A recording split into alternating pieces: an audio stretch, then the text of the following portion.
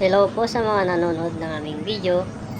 Papunta po pala tayo ngayon sa Barangay Bantay, Tabuk City. Dahil ngayon po pala pinagdiriwang ang kanilang fiesta. Pupunta po pala tayo sa Barangay Bantay para nga mag-fruit picking. Mamasyal at makita na rin ang kagandahan ng Barangay Bantay. At dahil nga biglaan lang ang lakad na to, at wala nga rin tayong sariling sasakyan, at nakisakay lamang po kami sa aming tito. Sa pagkahaba-haba nga ng aming biyahe, narating na din namin ang Tabuk City. At bubungad na sa inyo ang napakagandang simbahan ng Iglesia ni Cristo at ang maluwang na daan ng Tabuk City. Panoorin nyo na lang po muna ang ating pagbiyahe hanggang makarating po tayo sa Barangay Bantay, Tabuk City.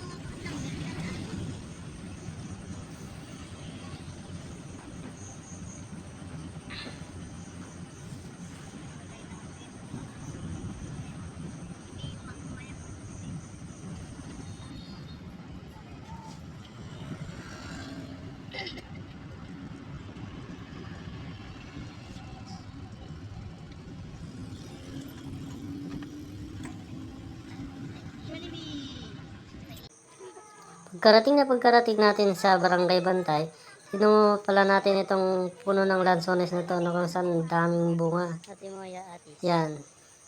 Ang tawag nga pala sa prutas na ito guys is Atimoya atis. Binigyan pala tayo ng sample guys para matikman kung anong lasa ng Atimoya atis. Binubuksan na nga ng aking asawa ang Atimoya atis. Masarap nga ito guys kahit medyo hilaw pa siya. Marami nga palang prutas dito guys sa Diaz Farm. Dito lang yan sa Diaz Farm. Tara, samahan nyo kaming libutin ang Diaz Farm.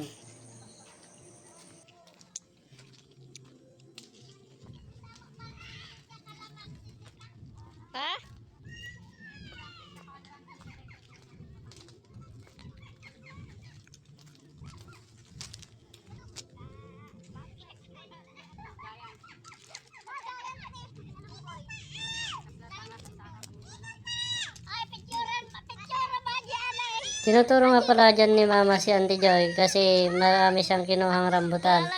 Kasi kailangan natin yan habang namamasyal sa farm.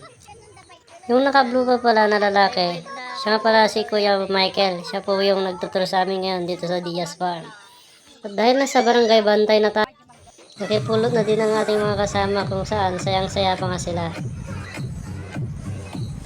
Siyempre, nakiagaw na rin tayo ng rambutan para meron tayong kainin.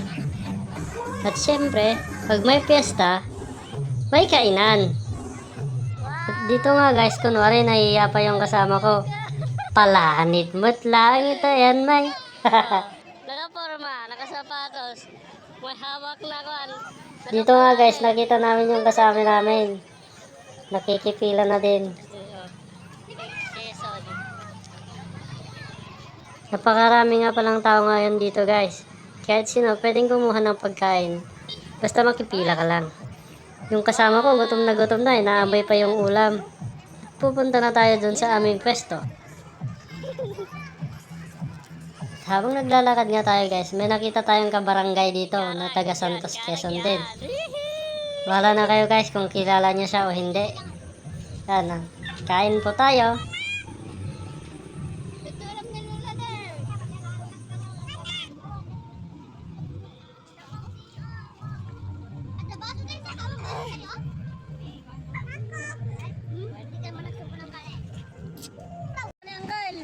Siyempre, pagkatapos ng kainan at pasyal, siyempre ano pa ba? Di uwian na. Salamat guys!